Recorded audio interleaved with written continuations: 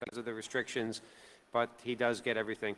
Now, I believe we have some former prisoners right here in the studio, or whatever room we want to call this thing. And you may be wondering why we have these little walls put up on stage. Well, there's a reason for that. When you're sent to prison and you're released, lots of times they kind of want to keep control of you after you get out of prison, and they make all these restrictions on things you can and cannot do.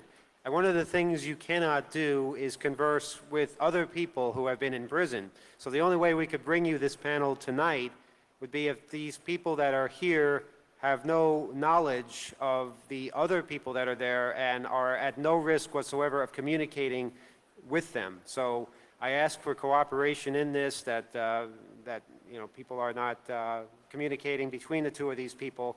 Let's see if they're here. Okay, over there on the left, I see Bernie S., and he is approaching the stage. Bernie S., welcome to Beyond Hope. And of course, we've been following your case for quite some time. And you settle in there while I walk over to this side here and try not to listen to anything I say.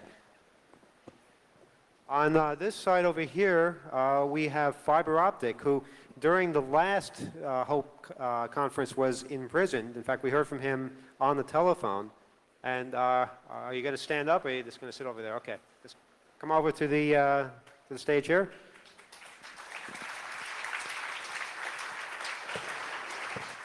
Don't look this way. Don't look this way. Sit. Okay, look that way. Yes, look straight ahead.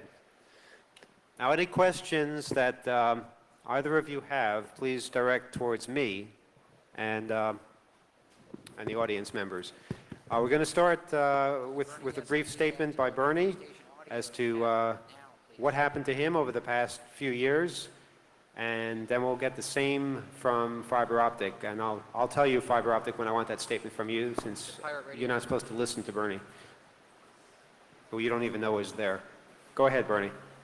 Hello. How you doing? I'm Go glad ahead. I'm up here on the stage, just you and me. What do you want me to say? Well, tell us when you first went into prison, and why, and how long it took you to get out of prison. Now, I know this story can take hours to tell. Well, I want to abbreviate. But basically, we're looking for a very, very brief synopsis here, and we'll get into more details and take some questions afterwards. Okay. In March of '94, I was arrested at gunpoint by 6 Secret Service and Haverford Police Department detectives while I was replacing a hard drive in a lady friend's computer at the time.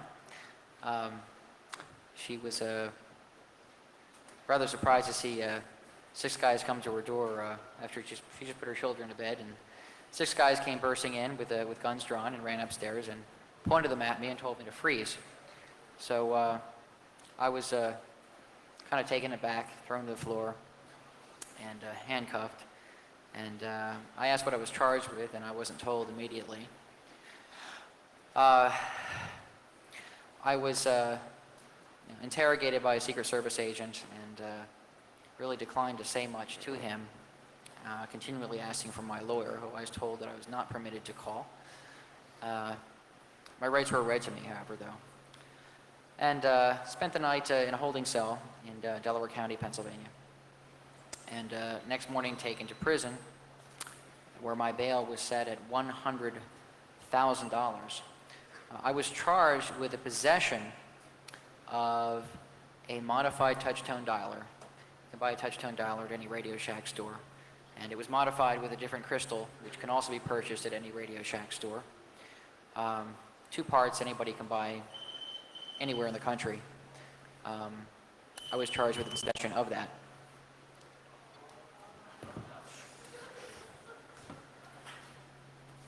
I'm on it. Thank you. Hope that's not a bad omen. Hey, just hold it right there, Emmanuel. It's good. I think we lost the... We have a maintenance crew up here, please. A legal emergency. How about some more gaffer's tape? More gaffer's tape, please. Thank you. My bail was set at $100,000, and I was, as I said, charged with two things: the possession of the technical description of the crime. It was a Pennsylvania misdemeanor 2, possession of a device for theft of telecommunications services. And the other charge I was charged with was a felony 3, unauthorized use of a computer. That charge wasn't really described well in the arrest warrant.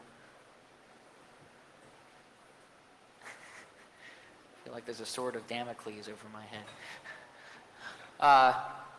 So I was arraigned the next morning, and the local judge saw no evidence at all, even though it wasn't even his job to find any evidence. He saw that there was nothing in the affidavit that said I'd accessed any computer at all. The police department's argument was that because I had something that could a modified tone dialer, and because the telephone system and the telephones are connected to a computer network that's largely controlled by computers, that using such a device would constitute unauthorized access of a computer, even though there was no allegation in the affidavit or the arrest warrant that I used at Redbox. So anyway, the judge just said, well, I can't even arraign him on this felony charge because there's nothing even presented in the warrant for it. So I was left with a misdemeanor 2 charge, but the bail was still set at $100,000, which I didn't happen to have on hand at the time. So I was taken to Delaware County Prison, a rather filthy place, and my preliminary hearing was delayed twice, and I was there for over a month before I finally had my preliminary hearing, at which point the state dropped its charge, and the Secret Service announced, who showed up at the hearing, announced they were going to file federal charges against me. And at that time, I was charged by the Secret Service officially with possession of, well, actually, the crime was Title 18, Section 1029, A6B, which I'd never heard of, and my attorney had never heard of. And the reason we'd never heard of it is because the law was so new it had not been published in the law books yet. Turns out I was the first person in the country charged with it. And after some research, we found out that it said that it's now a federal felony to possess hardware or software for the modification of telecommunications instruments for the unauthorized access of telecommunications services. And all the criminal complaint from the feds said that that equipment consisted of an IBM laptop computer, various cables, and a computer disk, which contained an application that allowed someone to program cellular telephones, program them with new phone numbers and electronic serial numbers. There was no allegation in the criminal complaint that I'd used this to program any cellular phones at all for any purpose. But I did meet the definition of the statute. So I was transported by the Secret Service, arrested at the prison after I was taken back there from the preliminary hearing, and taken by the Secret Service back to Philadelphia, where the federal building is. And this was a week after the Oklahoma City bombing. And as we pulled into the building, all these lights started going off and sirens going off. Apparently there was a bomb threat against the building as I came in with them. I was handcuffed in the back seat. So we had to leave the building and wait outside a couple blocks away for 2 hours while the building was evacuated. Apparently there were a lot of copycat bomb threats at the time, right after the Oklahoma City thing.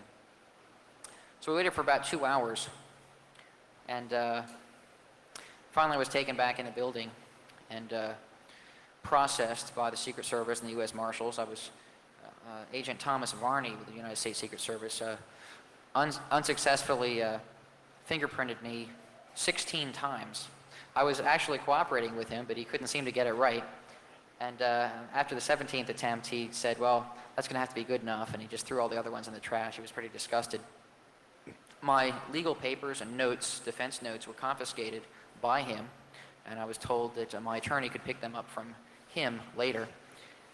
And I was taken before a federal judge. This judge had just gotten back into his chambers after having to evacuate the building for 2 hours while the place was searched for a bomb, which was a false bomb threat, apparently, fortunately. And Secret Service's first argument was that I was a danger the only reason they can hold you without bail is if you're a threat to the community or if you're at risk of flight. Well, the Secret Service argued that because some of the books in my house, I had about 2,000 books, because some of them, I think the count was 3, but they didn't say how many, 3 of the 2,000 books I'd had were about how explosives were made. And when the judge heard that, he lowered his glasses and looked at me and said, "No bail." It was a tenuous time for government officials, and I think they were already paranoid about explosives. I'm not a bomb builder. I read all kinds of strange texts, but that was the bad time to be caught with the wrong kinds of books. I didn't know it was illegal or dangerous to have books, but apparently it is now. So I was locked in a holding cell at the U.S. Marshals there at the building, waiting to be transported to the federal facility in Ferreton, New Jersey. And while I was in the holding cell, there were some other prisoners there who told me that during the time that the building had been evacuated because of the bomb threat, that they'd been left in the cell. And the U.S. Marshals had evacuated it with everyone else, and the prisoners were just left in there. So if there had been a bomb, they would have been amongst the rubble, I guess. So a couple hours later, we were transported in an armored van a couple hours away to Ferreton, New Jersey, and it was a pretty amazing sight seeing this facility.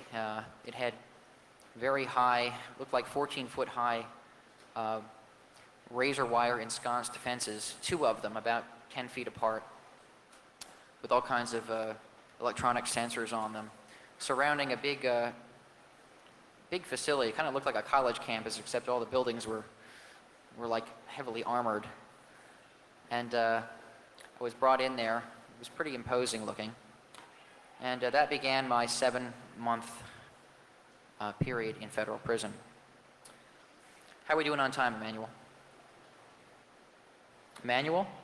Yeah, I'm sorry. How are we doing on time? Are you falling asleep there on the other side of the wall? No, I'm fine. It's just that you've been through a lot, and we need to just get a really sketchy outline of what it is that you went through, because, there are more things that we have to talk about that you don't have to know about. How about just talking about some of the experiences I had in prison? Well, if you could just give us a timeline. Okay. When you were first arrested, and when you were finally released, and what it was that you were arrested for and released for, and then we can move on to some more detail in just a little bit. Okay. It's very sketchy. I spent a few months there, and I was held in the facility that's reserved for pretrial inmates, and everyone there has to wear orange jumpsuits. We're called carrots by the guards, because we look like carrots running around.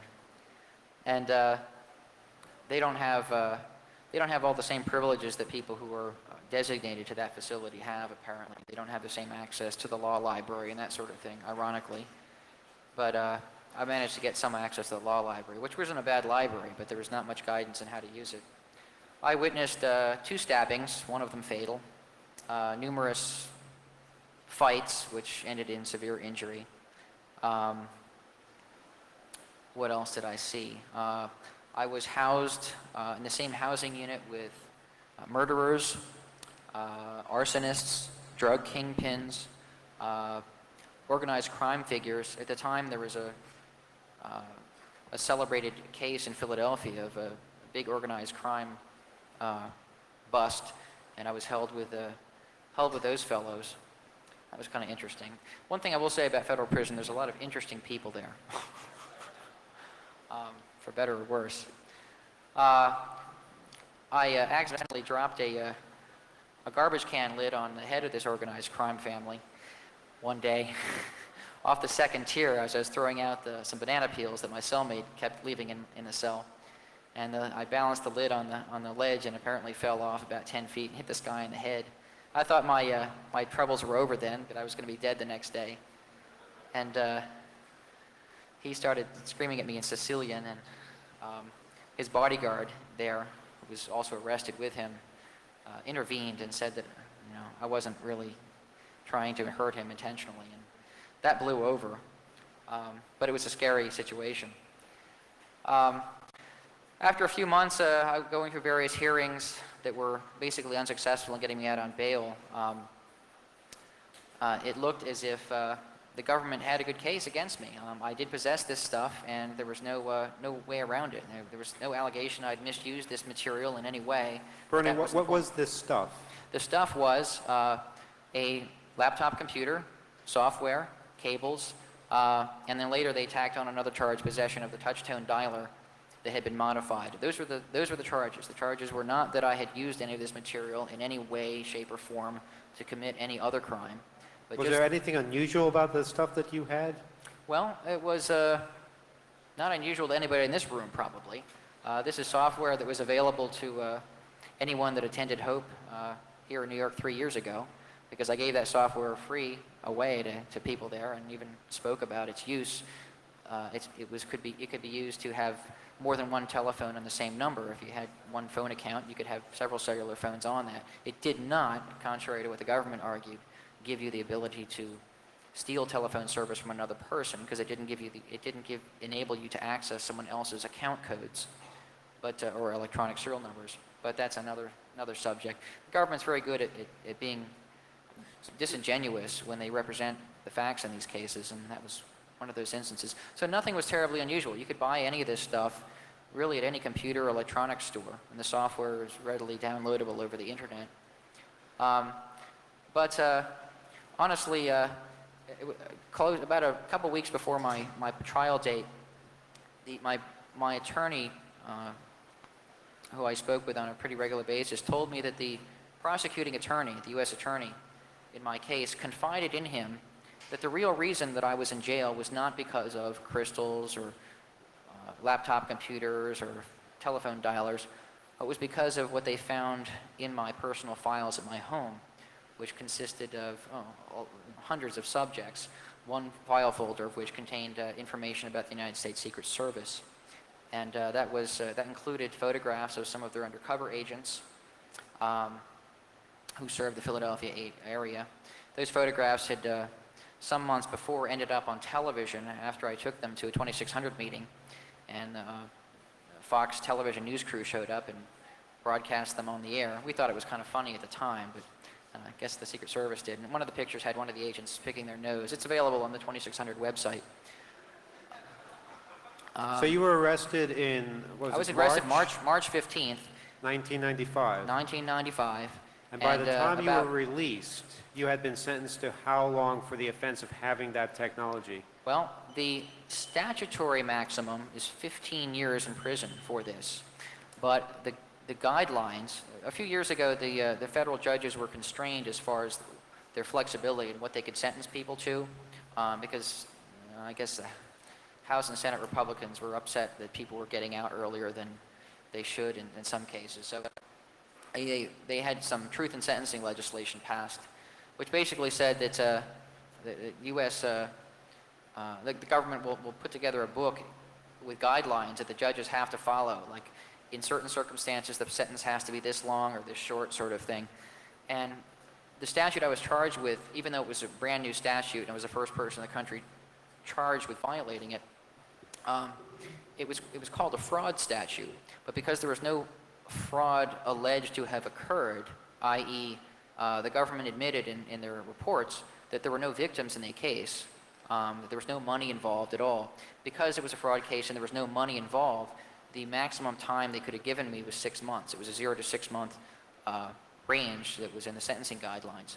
So 6 months had come and gone, and I was like, here I am, past what the government recommends that I should, the government sentencing guidelines say I should be in for.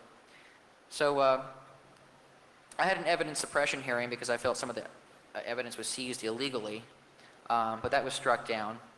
And the next day, my lawyer said, listen, the wind is just not blowing the right way. You're better off pleading guilty to violating this statute.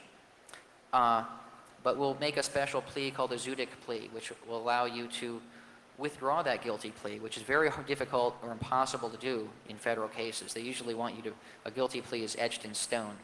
But because this is a new statute, and I was arguing that the wording of the statute, which is very vague, was so vague that it was unconstitutionally vague, and it didn't specify what conduct was really being prohibited. It didn't specify what modified or altered meant, or what a telecommunications device was, or even who had the power to say what is authorized and what's not authorized insofar as access to telecommunication services.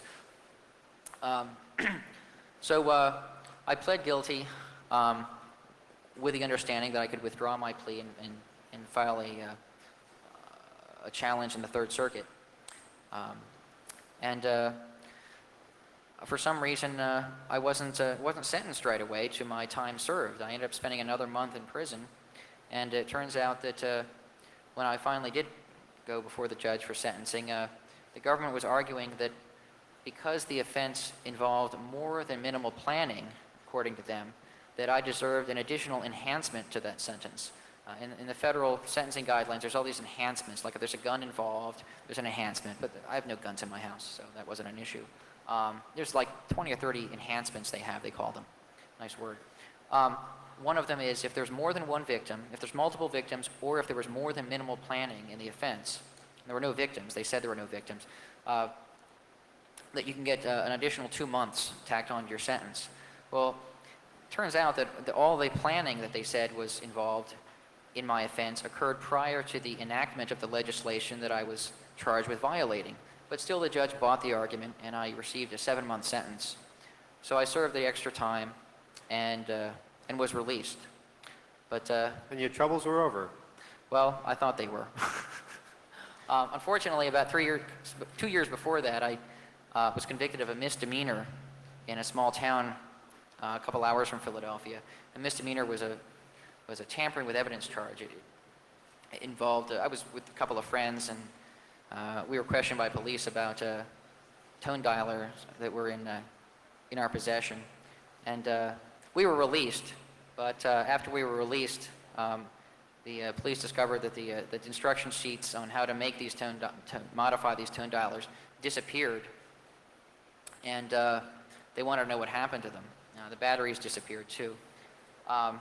That thing dragged out for a few months back in '92 and '93, and I eventually pled no contest to it. It was not I who removed the instruction sheets of the batteries, but I was not about to rat out my 2 friends or 2 acquaintances who were with me at the time.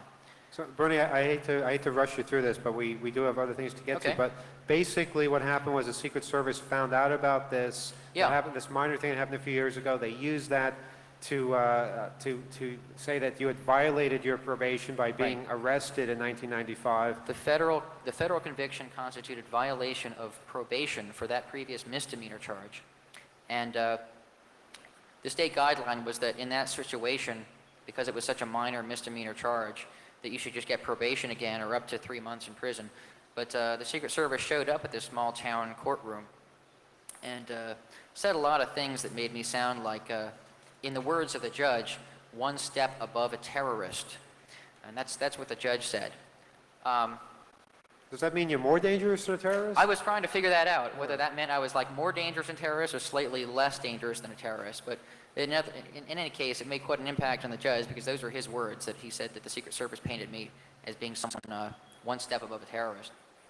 Even though there was nothing dangerous found in my house, the only thing that could have been conceivably dangerous was what the Secret Service described as C4 plastic explosives, which they admitted turned out to be dental putty because the previous owner of the house turned out to be a dentist, and there was all these old things in the basement. But they said that while the Secret Service claimed that while it tested not as C4, the fact that it might have been concerned them greatly, and a lot of other misrepresentations like that. So I received a 6 to 24 month additional sentence for this tampering with evidence charge, which the district attorney up there said, as far as he's concerned, it was a victimless crime, the disappearance of these instruction sheets. The same kind of instruction sheets that are, printed in 2600 magazine and on the internet. And after that, I was transferred to various other maximum security facilities. The strange thing in my case is that I was sent around into 5 different maximum security prisons. At that point, when I was reincarcerated for that misdemeanor 2 charge, which on the severity scale is equivalent to scattering rubbish in Pennsylvania as far as the crime scoring, my bail was set at $250,000 cash bail. And they say cash bail, that means you can't put up 10% security for it. So it's really the equivalent of $2.5 million bail for what the sentencing guidelines called for probation. But the Secret Service apparently has a lot of influence over judges, especially judges in small towns. And the Secret Service took advantage of that influence and managed to get me sent to not only a fairly bad county prison, but because my bail was set at the equivalent of $2.5 million, locked in the same small wing with multiple murderers and rapists and some really nasty characters. So that began another whole ordeal. I was then later transferred to 2 or 3 other maximum security facilities. And near the end of that whole thing, something happened that I discussed yesterday. I won't go into the details about. I filed, for various reasons, I filed a grievance against the assistant warden at one of these facilities for a violation of my rights in one situation. And as a result of doing that, instead of facing the facts in the case, that warden had me transferred to like the Supermax facility up in Allentown, Pennsylvania, where in less than 12 hours, I was severely beaten and by another inmate who had just been locked up. I don't think the Secret Service orchestrated that, but the fact that I was sent to this extremely high security facility, I think had something to do with it. I spent 7 hours in major surgery, had 52 stitches stitched into me, got a titanium bar in my left arm now, and multiple pieces of metal in my jaw, which was fractured in 3 places. And, while you were being operated on, you were handcuffed to the hospital bed. I was not only handcuffed, but my ankles were shackled to the gurney in the operating room.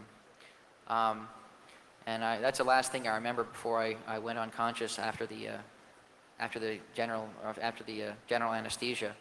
And when I woke up, the next day after coming out of the coma-like condition that general anesthesia gives you, puts you in, I found myself also still handcuffed and shackled to the gurney in the recovery room. So I couldn't even adjust the oxygen mask that was on my face that was like pinching my nose because I was shackled and handcuffed, and the guard didn't seem very responsive as far as my complaints. He was just more interested in watching sitcoms on the TV and playing them very loudly, which prevented me from sleeping after I awoke out of my anesthesia. But the nurses felt that they couldn't do much about it because he was a prison guard and he could do what he wanted in there. So at that point, your magazine and your readers and listeners to your radio program, I think, got so upset about what was happening that the campaign that you helped mount eventually got me released. I was already past my parole date at that point, but hadn't been interviewed yet for some mysterious reason. And I think if it weren't for those injuries, I wouldn't have gotten out when I did. The protests that were planned and the torrent of faxes and phone calls to prison officials and politicians that were worked in that part of Pennsylvania, I think played a big part in the judge signing an emergency order that I'd be released for medical reasons. And my jaws were wired shut. I couldn't speak. I couldn't eat food. I had to, drip liquids into my mouth and let them seep through the gaps in my teeth. Mind you, right after surgery, after getting out of the hospital and thrown into an infectious disease ward in the prison, where people with tuberculosis and hepatitis were routinely held. I didn't know that broken jaws and arms were infectious, or at least I didn't know they were contagious. But the prison officials apparently put everybody in the same category that way. I wasn't even given any pain reliever. In the hospital, I was on morphine for 1 day, then taken back to the prison. And against both of my surgeon's orders, I was not given any pain medication.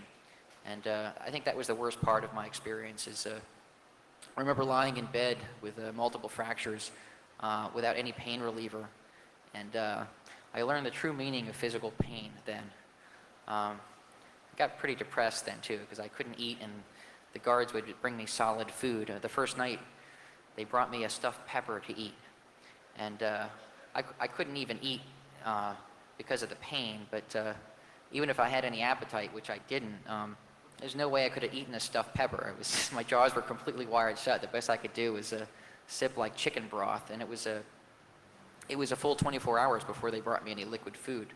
So anyhow, it was about a week or so after that that your efforts and the efforts of your listeners to your radio program and to the readers of your magazine and to the mailing list and news group you set up made enough impact to get me released. So I was released, and it took me about a month to recover from not totally recover. This is about as much as I can straighten my left arm out. Straighten my other arm out fine, but that's where the titanium bar is and where the joint was damaged. And I can't open my mouth as much as I would like to. But glad to be alive, and I'm glad to be out, and I'm happily living in Philadelphia now. Have a good job, have a nice apartment, and trying to put this whole thing behind me. But what I'm afraid of most is this happening to someone else, being incarcerated and going through the hell I went through for something the government admitted there were no victims in, and not one dime's worth of fraud occurring in. Well, the real reason was because you embarrassed some Secret Service agents. I mean, Yeah, this again was confirmed by the prosecuting attorney who told my attorney, and my attorney worked with this prosecutor as a federal prosecutor himself for 4 years. After 4 years, I think he saw the light and became a defense attorney. And my attorney also has a very good reputation. He successfully argued a case before the United States Supreme Court at one time also. So he's first attorney was terrible. I fired him. But this is the attorney that I had a couple months into my case, Kenneth Trujillo out of Philadelphia. So it's a really good attorney. And his argument, again, was that I challenged the constitutionality of the law, which we did, but unfortunately he said the appeal he filed had to be kind of a bare bones appeal because he didn't have the financial resources, and neither did I, to put his full staff on it. One thing you'll learn if you ever go through a federal or any kind of other criminal case, especially federal, you need a lot of money. And when I'm saying a lot of money, you need on the order of tens of thousands of dollars to mount an effective campaign.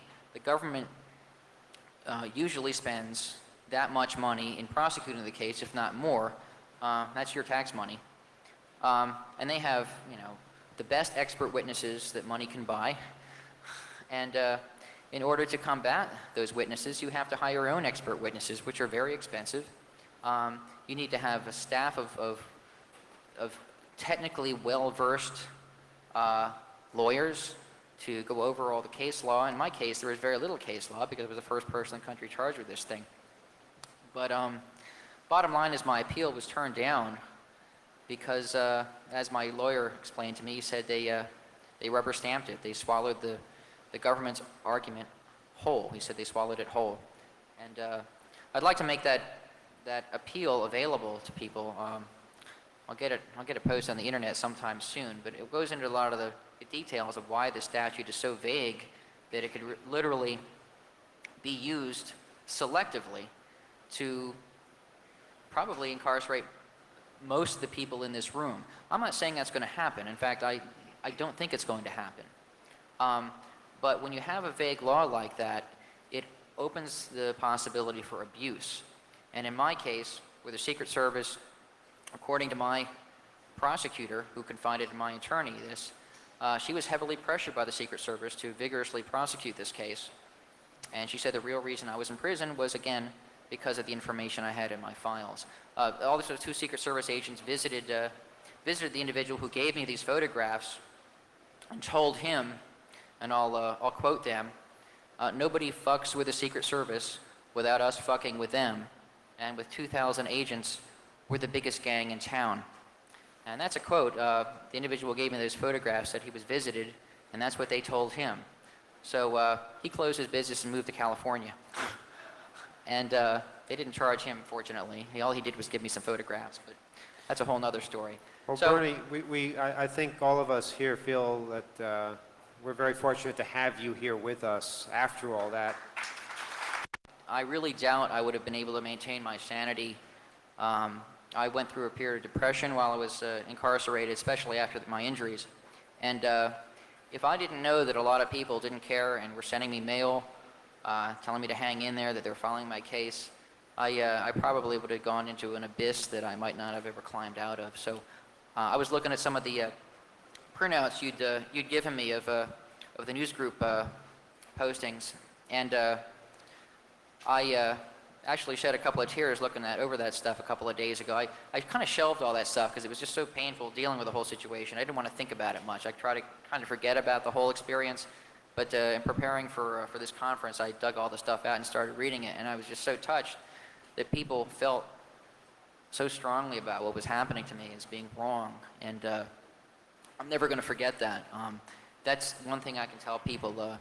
If you know anyone who's going through something like this, they're going to need all the support, moral and emotional support you can muster, because it's a rough experience to go through. The best description I could manage to come up with for your radio program once was it's like a combination of Alice in Wonderland and Franz Kafka, because nothing in the world of the criminal justice system really is logical.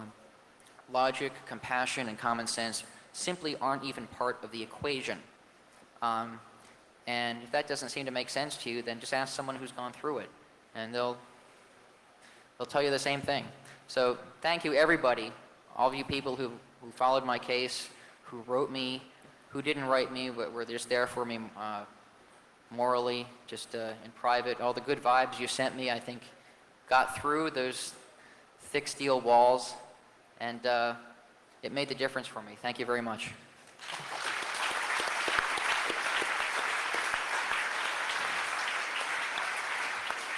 Okay, Bernie, we're going to put you on hold for just a little bit. There is a third case tonight to discuss, and I believe he's still there.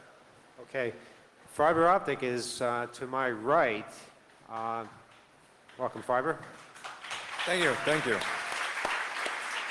Now, 3 years ago at the first HOPE conference, Fiber Optic was in prison. A lot of us felt very badly having a conference without him being able to attend, and we were brightened a little bit by having him call us live for the first time in the closing night of that conference. And we were actually able to talk to him, ask him some questions, things like that. This year it's much better. This year he's here, still under some restrictions, but well, let's just hear your story now. Oh, When did it all begin? Oh, where should I begin? There's a lot I can say. Begin where you went wrong in the eyes of the government. Begin where I went wrong. Okay. I was about 9. No, I went wrong when in January of 1990 was probably the turning point of events. On January 24th, I remember that evening I was coming home from an internship that I had in high school, and was hanging out with a friend of mine, actually a bunch of friends of mine, from my old neighborhood where my parents live in Queens. And one of my friends said, something really strange is going on around your house. There's all these vans and cars pulled up in the front and around the back. So I thought that was kind of odd. Eventually I went home. It was about dinner time and I was kind of hungry. And I walked in the door and I didn't see anybody. And I walked into the kitchen and my mom was on the telephone. And before I could ask her what was going on, there was a knock on the door. And so I walked back to the front door and I opened the door, and there was some Secret Service agent person's body filling the doorway and explaining that they had already seized all my things and that they wanted to question me, and they had been waiting outside. They came in and they proceeded to sit down with a couple of people from NYNEX and an individual from Belcor in New Jersey. And my parents were really upset that they were trying to question me. I was 17 at the time. I was a minor, and I obviously didn't have any attorney present. from what I could tell of what they were saying before my parents asked them to leave, was they were aware of the fact that I had broken into various systems within NYNEX, switching systems, things of that nature, that they were really upset about. And as far as the Belcor guy, I think he was just there as an on-site expert looking over things, and so they knew what they were taking or something like that. Although I had actually had access to Belcor machines in the mid '80s, I was never actually charged for it. But I mean, they had all that evidence, and they chose to charge me with whatever I guess they thought was going to stick. The interesting thing was they accused me of having crashed the AT&T long distance network, which at that time had never happened before. Fortunately, since then, it's happened about 3 more times. Or I guess unfortunately, depending who your long distance company is. But at that time, it had never happened before. So they were really upset about it and all worked up. It was I think around January 15th of 1990, or around Martin Luther King Day, that it actually happened. And AT&T soon afterwards made it known that it was their own screw up, but the Secret Service didn't really acknowledge that fact. So they were accusing me of having caused millions of dollars worth of damage, and they kept, every time we asked them, they would make up a different dollar amount. So it became pretty apparent that they didn't really know why they were there or what they were talking about. Obviously the people that knew the most about what was going on were the people from NYNEX and Belcor. But they didn't really ask me nearly as many questions as they probably would have wanted to, which was lucky for me, because it's an unfortunate knee-jerk response that when you're doing all this stuff and you finally meet the people that are behind it, your first reaction is that you want to tell them everything, because you want them to know where everything's screwed up. So the obvious problem with that is that you'd automatically incriminate yourself in all kinds of horrible ways. So fortunately, they didn't get the chance to ask me all kinds of questions, and so I didn't end up incriminating myself in any way. They left us with a really vague copy of all the things that they had taken, which, you know, was basically anything conceivable that might possibly be electronic, including things that they perceived to be storage medium, including videotapes and things like that, cassette tapes. I got a hold of a couple of the other guys that I was actually involved in these activities with, to find out what had happened, and apparently the same things had happened to them simultaneously. In fact, the agents conducting these searches and seizures were calling each other from between the houses. It was actually a synchronized raid, because they were concerned that we would notify the other that this was happening. But it was that was a pretty harrowing experience, but it was also a pretty confusing experience, because we were rather young at the time when it happened. We didn't really know what to make of it, and there was a lot of media exposure at a time when hackers weren't really getting very much media attention, not nearly as much as they do today. So all of us as a whole, in general, were really starved for attention to just get the word out about, you know, what it is we do and who we are. So in some ways, I think we saw getting busted as an opportunity to tell our story. And unfortunately, in a lot of ways, that worked against us, because the media was greatly biased in the direction of the government. Um, excuse me.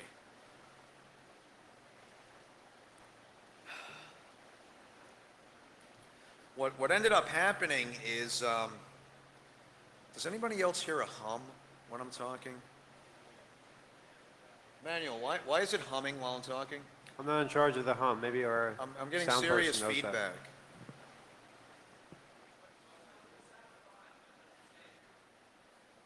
Okay, we might be the only ones hearing the hum, so. Okay. All right, I'll try moving the mic further away. Anyway,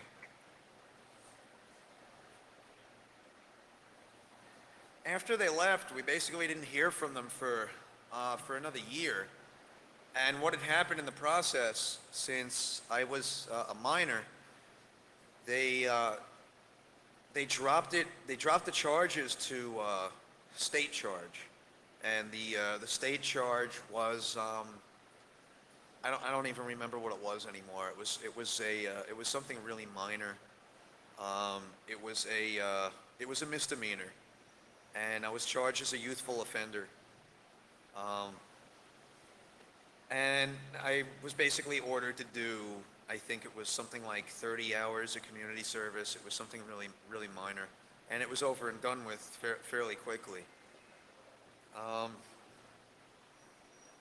Now, that year, the year of 1991, and really the whole time after what initially happened, we were so involved in what it was that we were doing, and we were so convinced that since we had just been busted, that we knew everything that they could possibly do to us.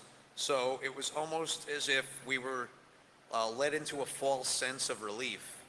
It's like you know, for 10 years you're living on the edge as a little kid, and you figure, you know, at any given moment, you know, there could be a knock on the door, or you know, some federal agents might bust in, and then all of a sudden it actually happens.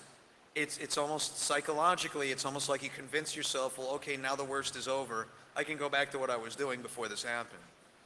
So essentially, we changed, to a certain degree, we changed our method of operation, and redirected our focus on slightly different endeavors.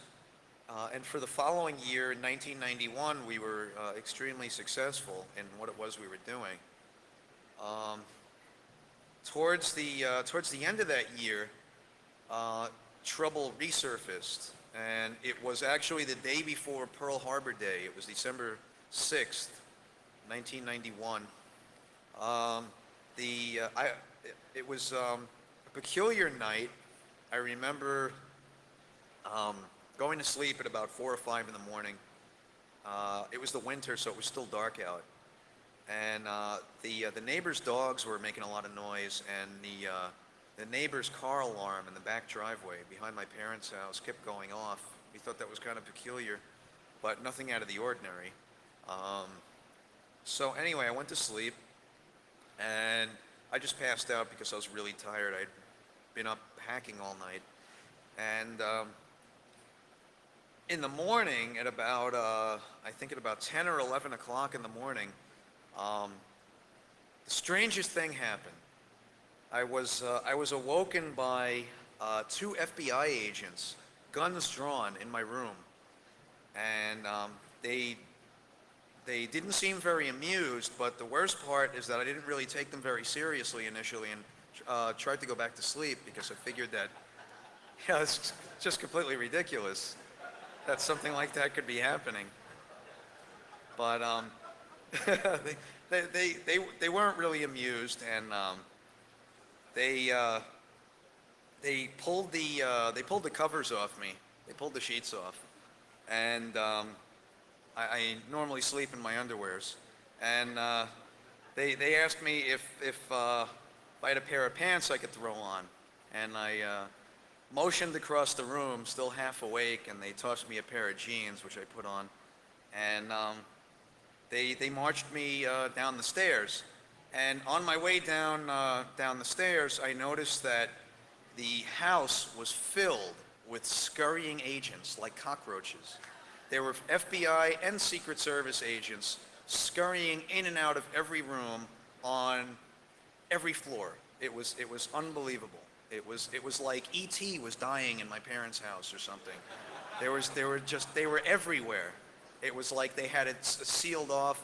Apparently what had happened, and I never heard them coming, is they entered through the back door. They went through my parents' backyard, and they had a battering ram, and they literally just busted in the back door and snuck upstairs, I'm sure very quietly, even though they claimed that they knocked, no one answered, and then they proceeded to break in, which is always the case.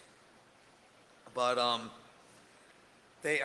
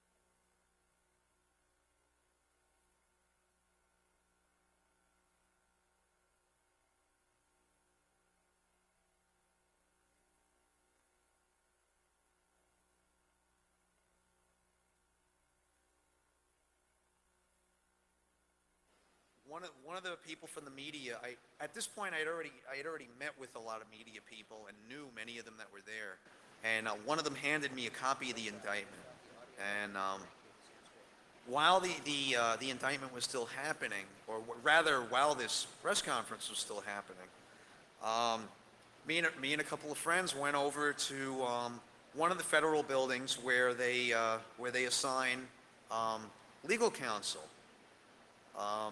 which in the federal system is slightly different from a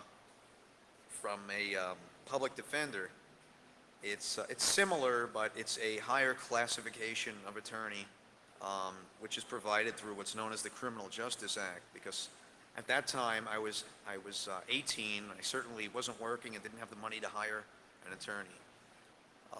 We went over to the building and went to apply for a court-appointed attorney, and the person behind the desk couldn't find any record of the fact that I was in any kind of legal trouble whatsoever, and was questioning why, in fact, I was registering myself for legal aid.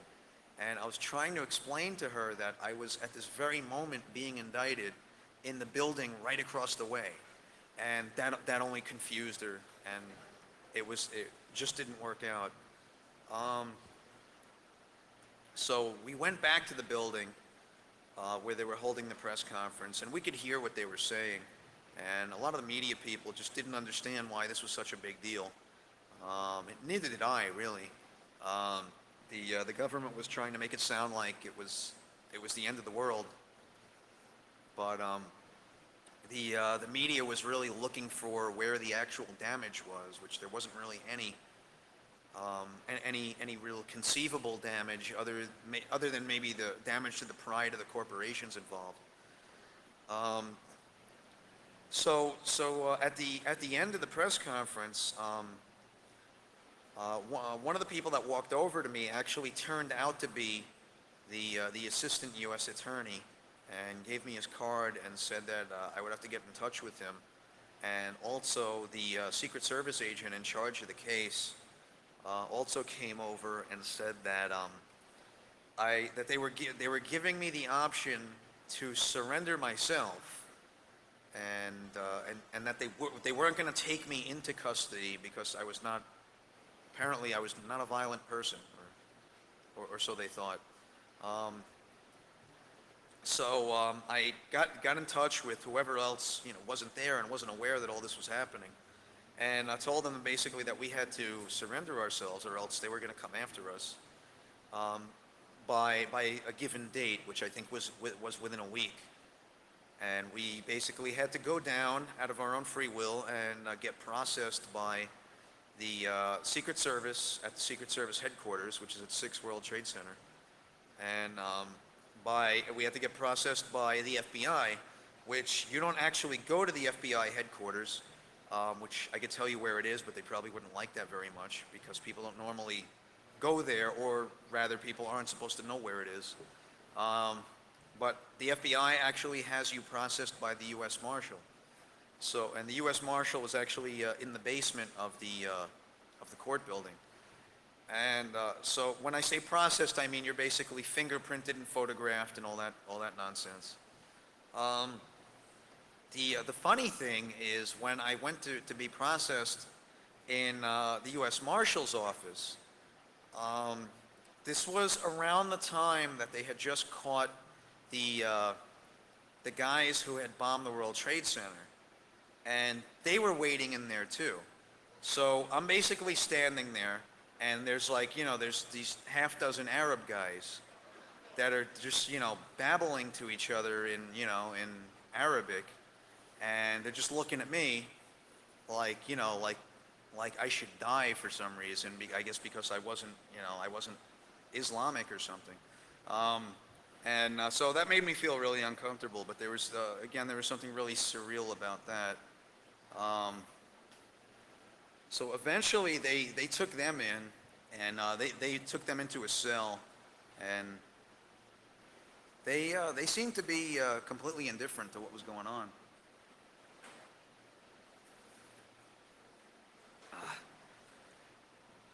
And ultimately, I was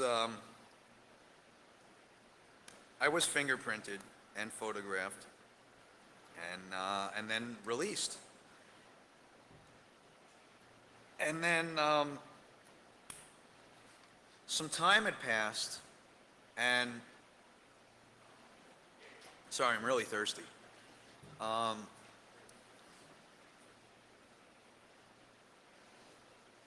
Some time passed after that, and I'm trying to remember exactly how much time. But one second. Whose throat is dry in here? Is it me? It's really dry in here. Do you need some water? I got some water over here. Okay. I'm just guzzling some down because I'm choking. Barbara, if you could zip through your whole prison career in about the next 3 minutes, that would be really nice, because we should take some Okay. questions. All right, let's don't leave fast out forward a anything. little bit. Which basically what I was getting to is that some time had passed, and we were notified by mail, all of us, that we were, well, okay, I got to the indictment part. We were indicted. We were processed. We went through the whole mess of, initially, some of us wanted to go to trial, and others that were wanted for more counts in the indictment did not want to go to trial. So we were immediately divided amongst ourselves, because obviously those of us with only 1 or 2 charges didn't want to necessarily be held under the same responsibility for what had happened as the people that were charged with the bulk of the indictment. So that really divided us, and it got really ugly after a while. I was the only remaining person who had not pled guilty, and was preparing to go to trial, and just ultimately just threw in the towel because I had weighed the risk, had gotten all the discovery material provided to me of all the evidence that was collected. And I just said that I was facing a conspiracy charge, which carried 2 to 5 years in prison and $250,000 in fines. And in addition to that, I was facing a second charge, unauthorized access to federal interest computers, which was also a felony and carried the same penalty, 2 to 5 years and $250,000 in fines. So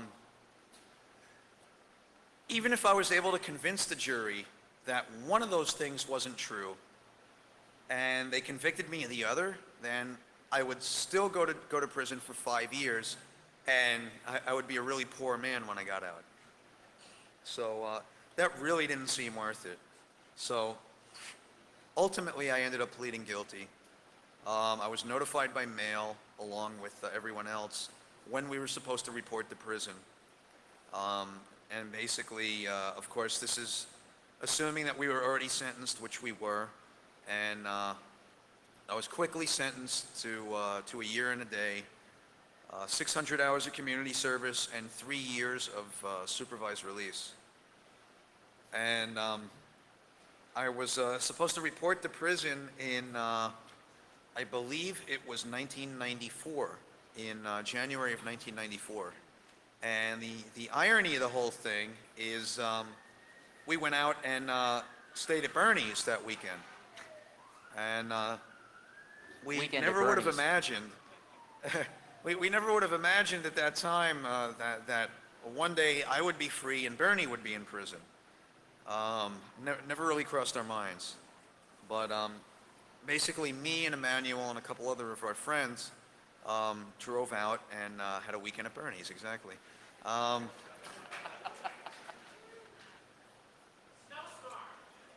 Yeah, there's a great snowstorm. Ice storm. There's an Seriously. ice storm, A great actually. and terrible ice storm that swept through Philadelphia. And it was amazing because there were just blankets of ice on everything, on cars. They didn't even look like cars anymore. They just looked like lumps of snow and ice. and all the bushes and shrubs were frozen solid, and the streets were just sheets of ice. We So- had to crawl through the streets of Philadelphia to find a place to eat. We couldn't stand upright. It was that slippery. The governor declared a state of emergency and said that no one could legally drive on the streets. So we had a problem. Yeah. Fiber had to get to prison, and the governor said you couldn't, and the Fed said you had to. Yeah, the real problem was I was supposed to report to prison at a particular date, and all the roads were closed. And basically, Bernie had contacted the prison and, told them, hey, the roads are closed. How was I supposed to report to prison? And they said, oh, don't worry, just come tomorrow. And then the next day, come tomorrow. Just come as soon as the roads are open. And we ended up actually getting there late on, I think it was either a Friday or a Saturday night. Saturday night. Yeah, and unfortunately, and something that they didn't reveal to us was that there's nobody to process you as a new inmate on the weekend. So I was actually taken into the medium security prison that is attached to the prison work camp that I was supposed to go to. I was taken to a place known as the Hole, which I'm sure you've seen in movies on television. The only difference is that when you're put in the hole in real life, you're not naked. There aren't rats running around. Well, sometimes there's rats running around. I shouldn't say that. In the place that I was at, there were not. But you're not naked, and you're not laying on the floor in your own urine in the dark. So that part is a little different. But it is equally as depressing. And I was in this isolation for about a day and a half,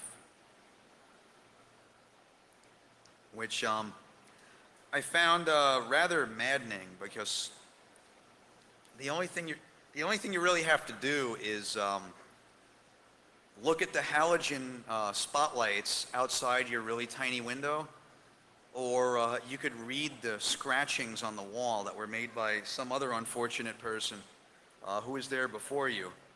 And you kind of feel like you're in the Twilight Zone episode where Roddy McDowell is in the room that looks like a perfect replica of like a 1960s living room, except they open up the front wall and it's people looking in through a piece of glass, and he's actually in a zoo on a foreign planet.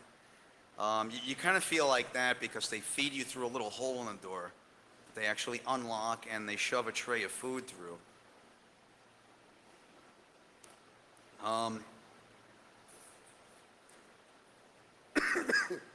Excuse me.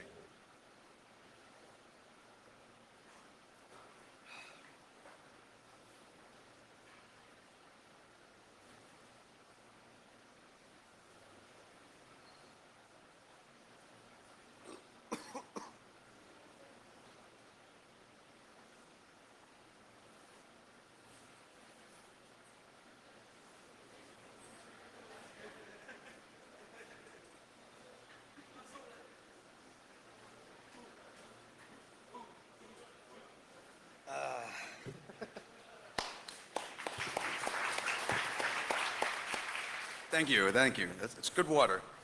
There's still some left outside, Okay, well, it's not, I got a few more gulps left. It's just very dry up here talking for so long.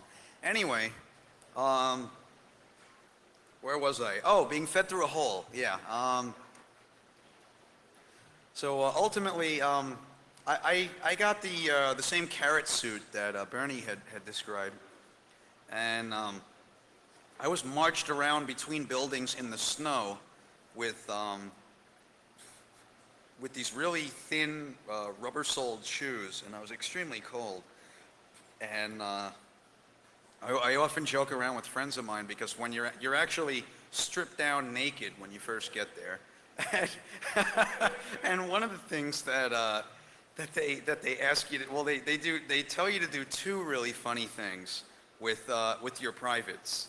And one of the things that they tell you, and this is the exact lingo that they use, they tell you to lift your sack, and then they tell you to turn around and spread your cheeks, and which is something that makes you feel extremely uncomfortable, especially because the two guys telling you to do it are hillbillies from the mountains of Pennsylvania.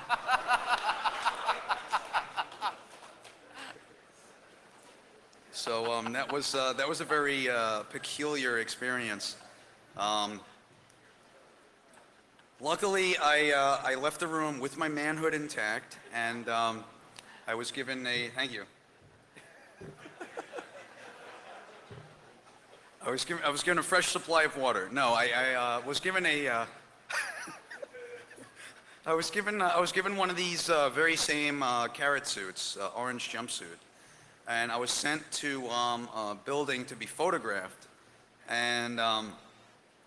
The really funny part was that it was a Polaroid camera, which are the easiest cameras in the world to use because you load the film, you snap the picture, you pull out the film, you peel off the paper, and you have yourself a picture. Well, for whatever reason, these two particularly swift gentlemen had horrible trouble doing this, and they succeeded in repeatedly putting the film in backwards, not having the camera plugged in when they snapped the film, pulled out the film, and ripped the paper off to reveal a glob of acid on the paper that didn't really look very much like me. So I was in the picture-taking session for quite some time. Ultimately, they were able to successfully photograph me, give me a number, have me repeat the number back to them, which was my inmate number, and fingerprint me and the whole 9 yards. And by then it was probably, I'd estimate about 2 or 3 in the morning, and I was getting pretty tired. Let's see, what happened next? Well, okay, by this time I was living in the hole for the remainder of the weekend after I had been processed.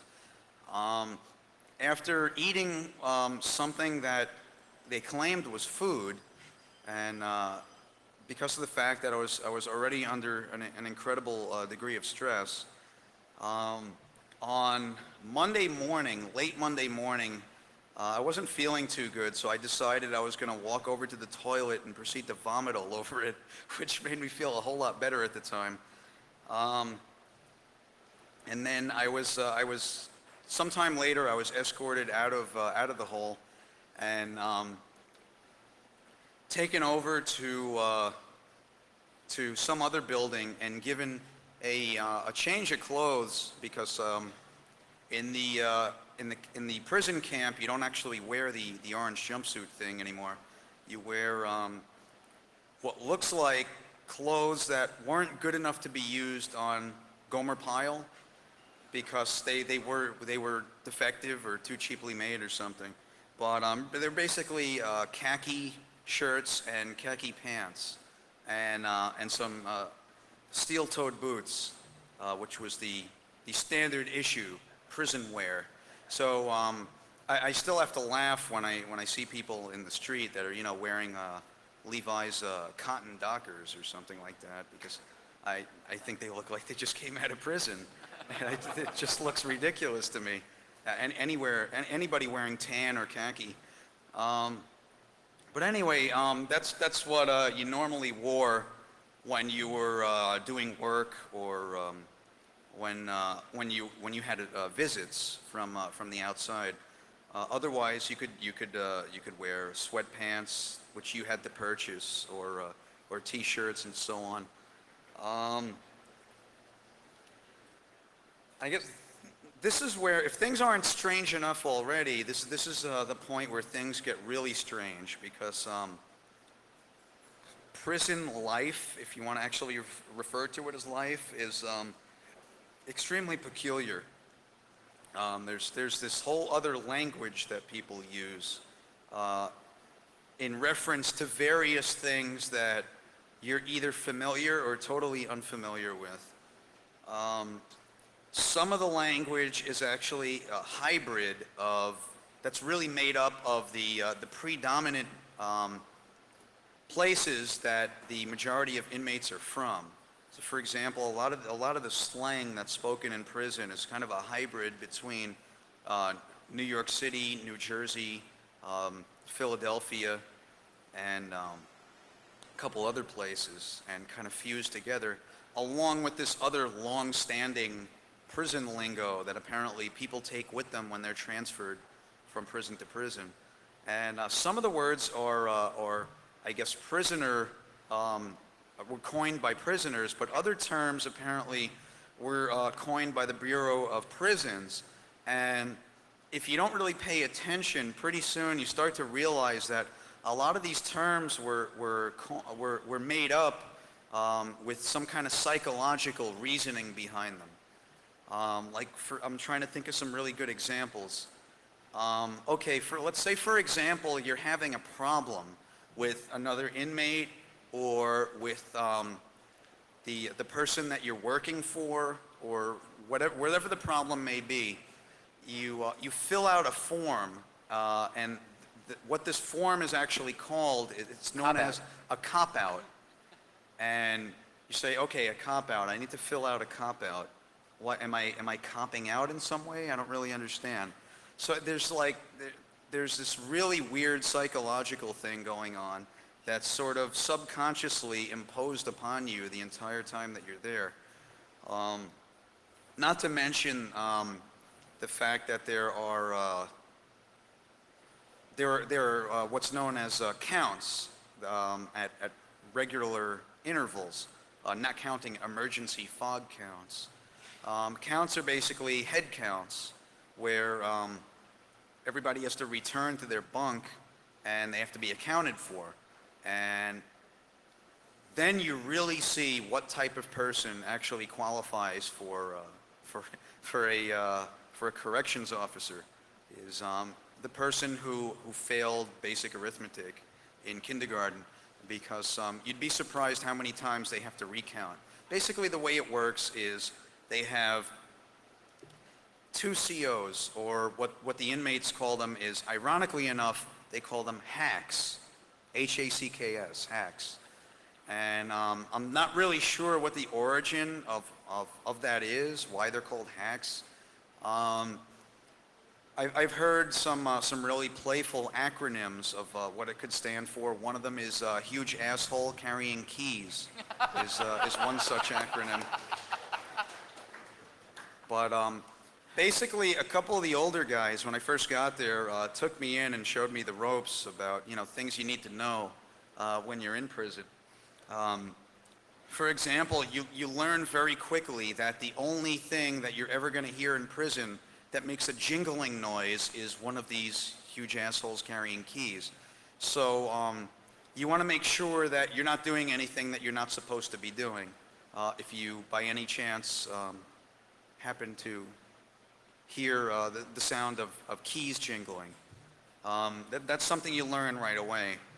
There's other various things that are particularly strange that you find out about right away, that you wouldn't really assume on the outside, that really make no sense.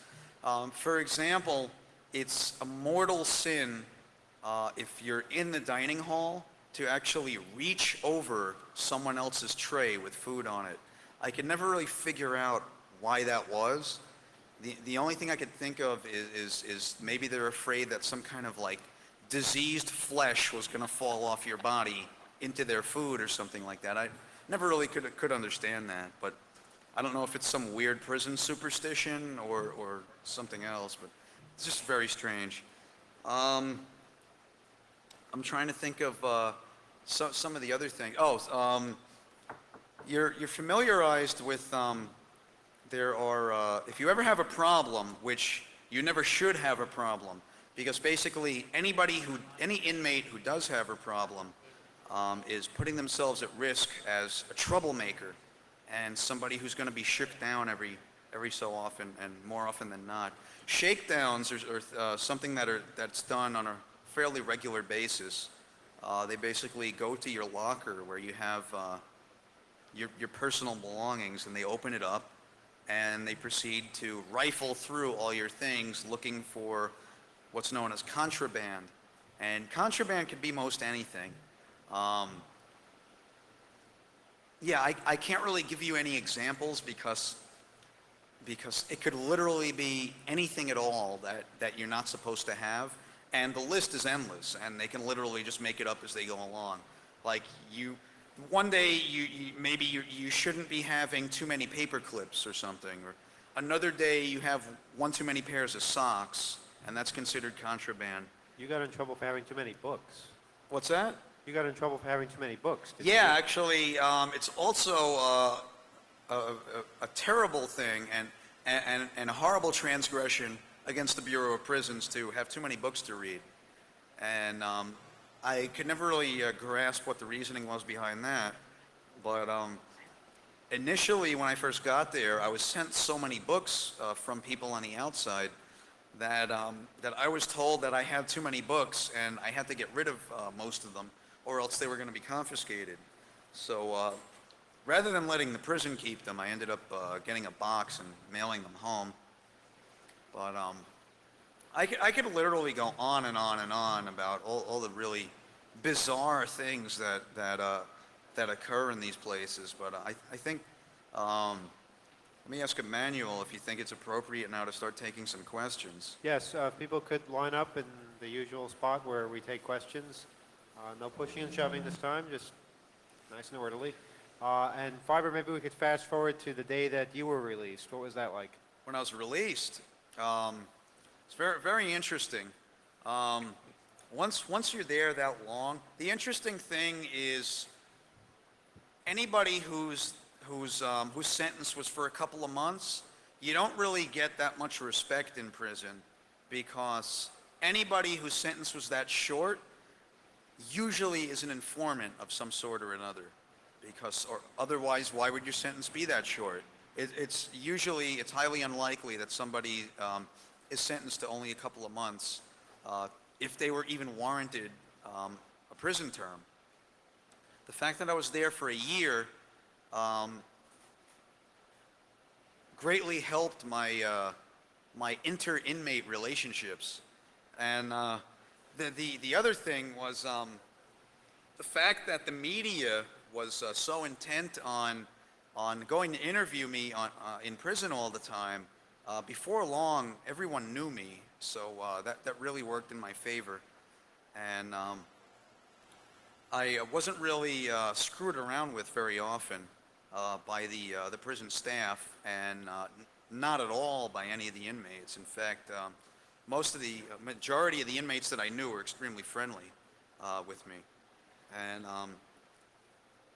it's strange that when you're there for such a long time, you just kind of get accustomed to the way things are.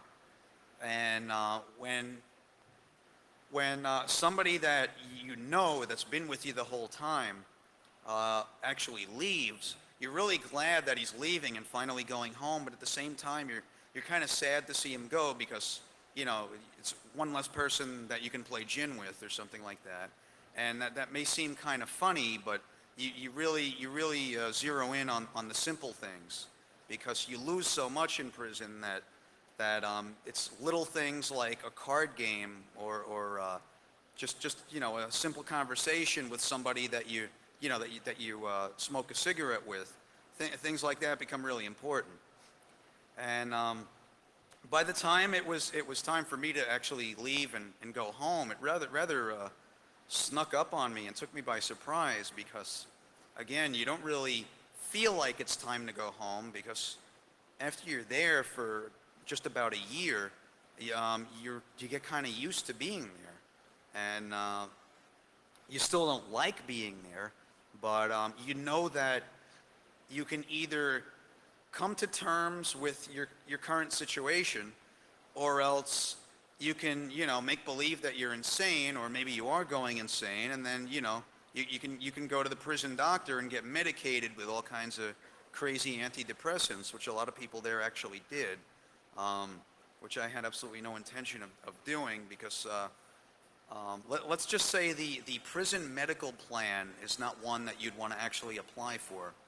So one thing you want to make sure that you don't do when you're in prison is actually get sick.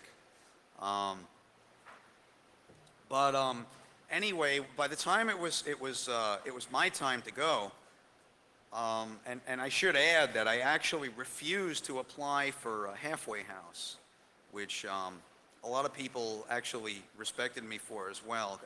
I had made up my mind that if I was going to apply for halfway house, I was going to them needing something. And the entire time I was there, I made sure that I never went to anyone who was one of the prison staff needing anything from them. And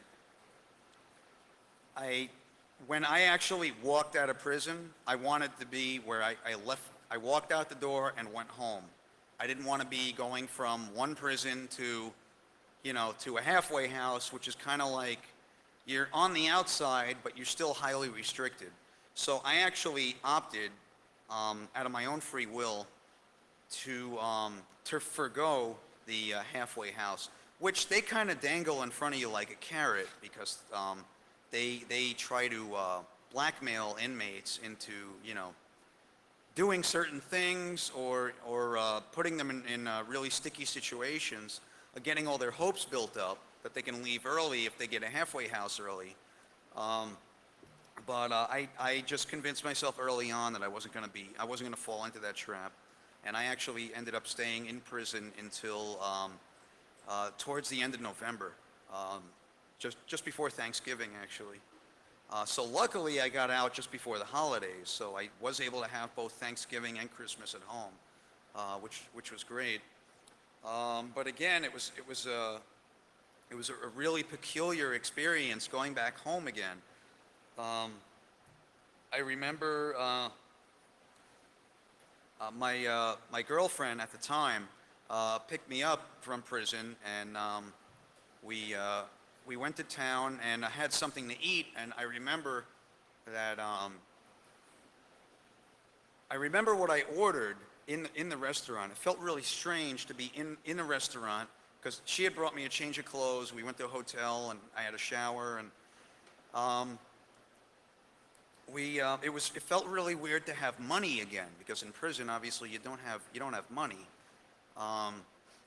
And to actually sit in a restaurant and decide what it was I wanted to eat, and never mind that, but being out in a wide open space and just being able to, walk anywhere I damn well pleased, which was really confusing at first, and was confusing for a number of weeks afterwards. I remember I ordered a grilled chicken sandwich with French fries and a Coke, and and before that, I think I had some kind of soup, and for whatever reason, I remember it was the best damn food I'd ever eaten. The funny thing about that is that prison food all tastes the same. The number one thing that you eat in prison is beans, and everybody eats beans, and everybody's constantly farting all the time because of that fact. And to make matters worse, the guys that weight lift and spend a lot of time bodybuilding, they steal eggs from the kitchen, and so they're constantly eating hard-boiled eggs and eating meals that are constantly involving beans in some way, shape, or form. So they're even more deadly than everybody else. So I remember that was the first food that I ate.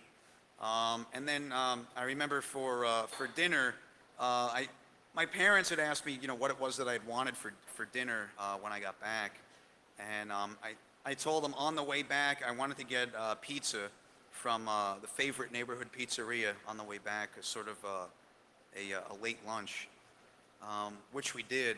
And then for dinner, I remember my parents made lasagna, which was amazing to eat real lasagna again when I got out of prison. In prison, they actually have lasagna. If there is anyone in the audience who knows what prison lasagna is made out of, then you'll understand why I'm laughing. If there's anyone who doesn't, I'll turn your stomach by telling you.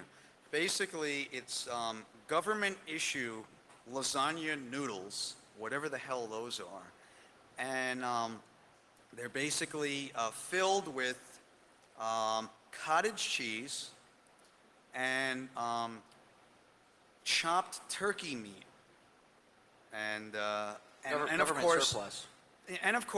topped with your favorite government-grade tomato sauce. So you can imagine that it was a hot time in the cafeteria when they served lasagna. So it was great to get home and eat mom and dad's lasagna again. That was probably the most one of the most exciting things that had happened the day I was released. The other strange thing is that everything and everyone looked smaller, and I wasn't really sure why that was. I think that I had grown so accustomed to living in sort of a military environment where you live in like an open barracks, in open cells, where there's a couple of dozen cells in this wide open barracks with double bunk beds on both sides of the barracks with a long narrow walkway going down the middle, and you're just basically used to this open space and really no privacy whatsoever. So I think whenever I felt like I was in a room or in a confined space, it actually felt smaller than it was, which was kind of confusing for a while. But so anyway, that was how things were to the point that I got released, and I admit that I'm a recovering ex-con, and I think I'm doing a fairly good job of it. I'm certainly in a lot better shape mentally now than I probably was when I was first released, or even when I first went to prison, for that matter. But let's take some questions. Yes, All right. let me just point out, for those of you giving questions, you have to address your questions to either Farber or Bernie S., but not both, because No they problem. can't have any risk of communicating with each We other. can ask a question twice then, right? If you have to, yes, ask it twice. Independently referring to some anonymous person. Okay. All right, my first question will be a little like that. Bernie, I noticed that you said that you weren't read your rights initially for a number of days, I think. And also, what was it? Yeah, you also had asked to speak to your lawyer and were denied that right initially, and were just ignored. And I also heard that similar stuff happened to another hacker who mentioned that he was asking that when his house was raided, there was a search warrant that wasn't even signed, or search warrants arrived late. Are people having had some legal experience with all this stuff, are people in this kind of a position who are treated this way? That's government breaking the law, as far as I understand it. Are you able to sue for punitive damages in that circumstance?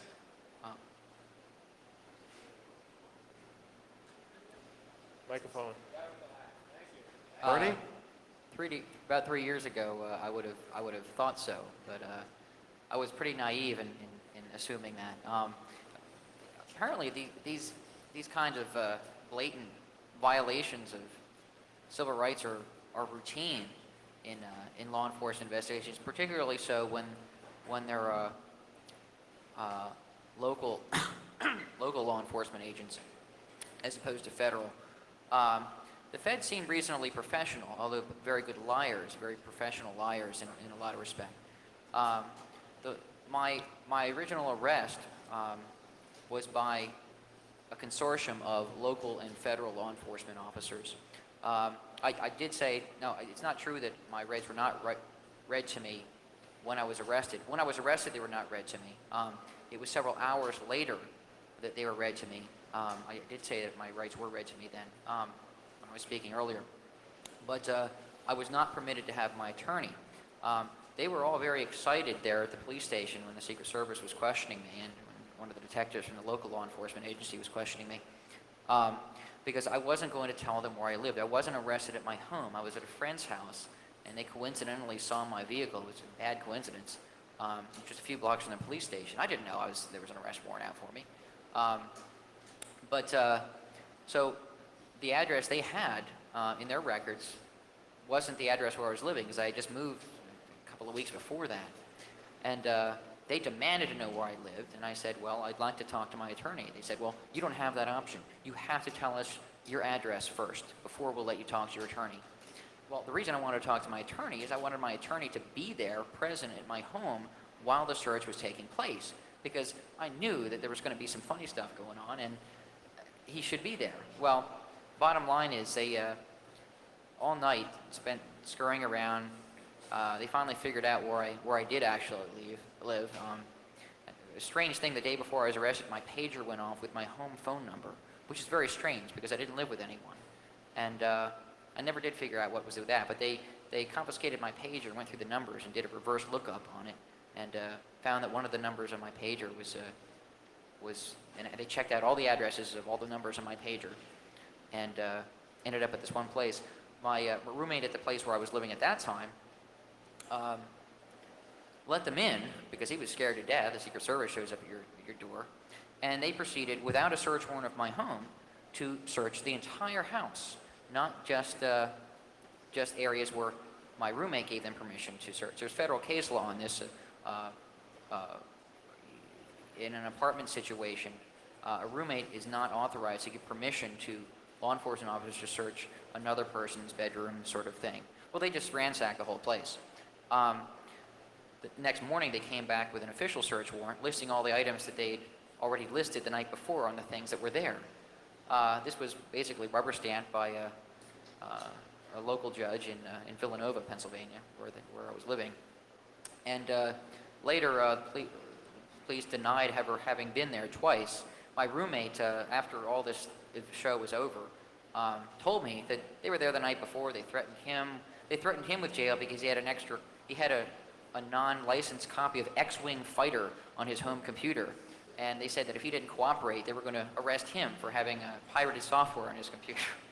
So they do these tricks, and I think these are pretty routine, but, you know, the courts are extremely biased in towards the law enforcement community.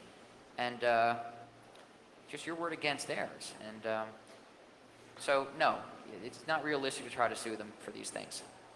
Okay, I guess the picture is, in your case, they were just really very determined to screw you. Well, I don't think it's to screw. It's just they want to. They just want to do a bang-up job, I guess. And in this case, the Secret Service was heavily pushing the prosecution because of apparently a personal issue. When I was arrested by the Secret Service after the state charge was dropped, they told me they'd taken one of the two agents picking me up at the county prison, who took me to the federal building, was one of the two agents pictured in the photographs picking their noses, which ended up on television. He told me he took a lot of heat for that, and he made me aware in no uncertain terms that this was getting even. He didn't say that, but it was clear to me that that was his tone of voice. So how did you initially, what you were charged for ultimately, how did that come to their attention? They couldn't just see these pictures on TV and decide, No, definitely not. We're going to go arrest this guy.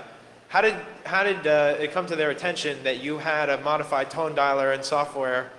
That's a very good question. There was a lot of twists and turns in all this. They were not aware that I had anything to do with these photographs being on television until my home was searched and they found those photographs.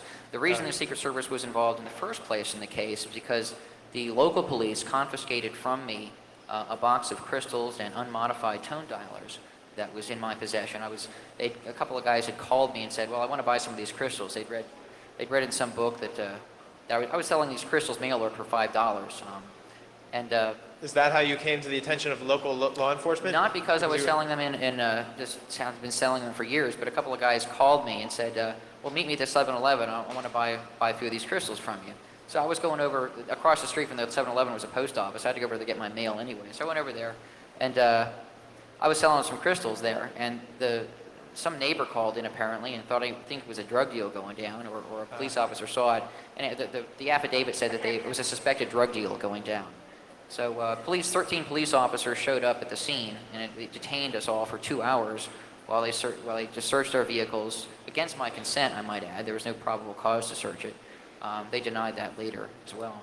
and the box was seized without my consent, and they did not know it was in the box at the time, which was in violation of law.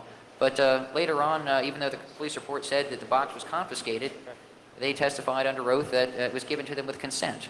But the judge still went along with them. It's amazing that this stuff happens and they get away with it, but they do routinely. Okay, let's try to get to some other questions because we're rapidly running out of time. No problem. All right. Is that Captain Crunch? Yeah. How you doing?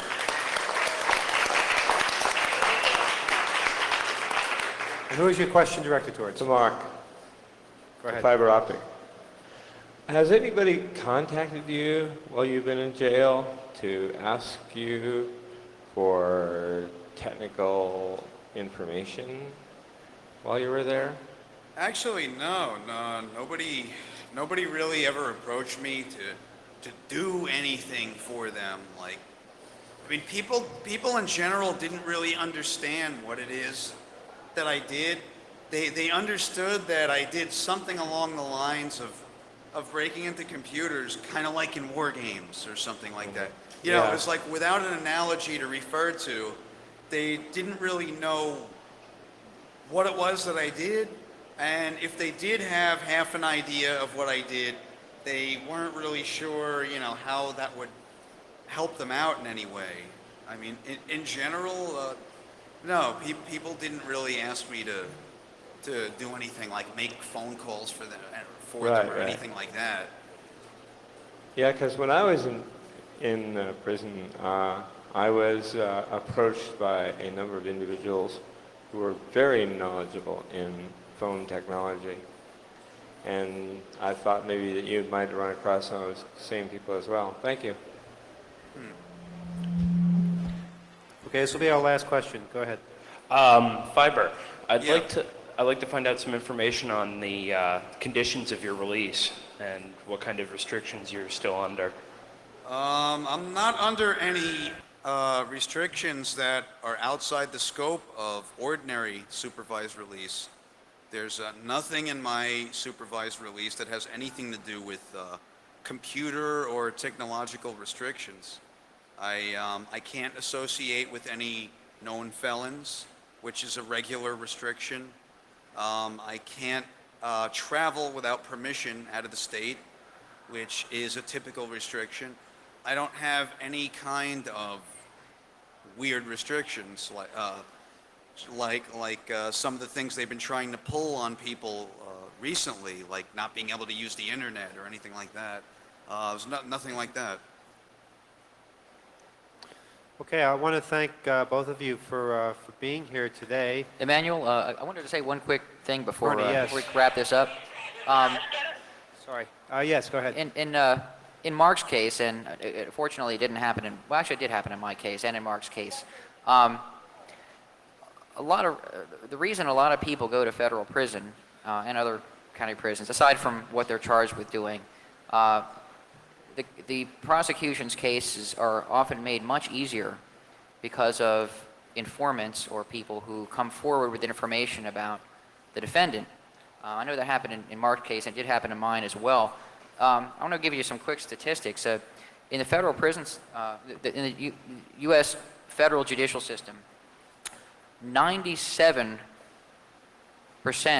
of the cases that are brought forward, 97% of indictments result in convictions. That's a phenomenal success rate. 95% of those cases never make it to trial. And that should tell you a couple of things. And that is that a whole lot of prosecutions are being meted out without trials. And the reason for that is that the federal sentences are potentially so long that people get really scared that they're going to spend, years and years in prison, and will generally rat out anybody that are involved in any kind of activity that the government feels is illegal, and will get off with minimal or no sentence at all.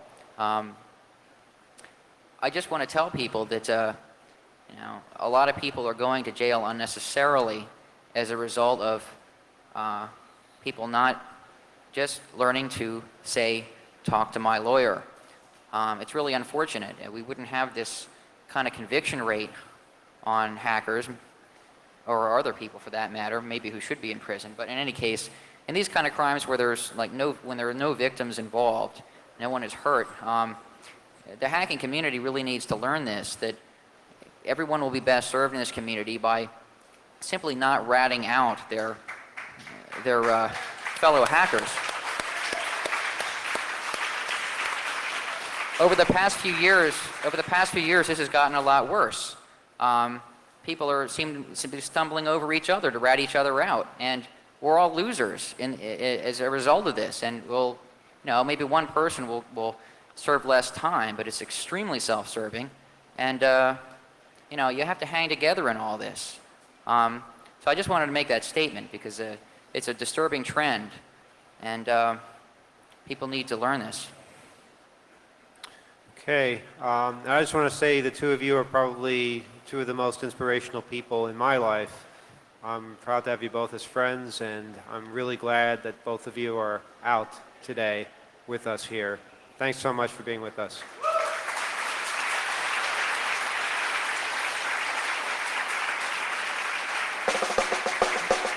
And coming up next, we'll be having the Root panel, followed by the grand finale to Beyond Hope. So don't wander away.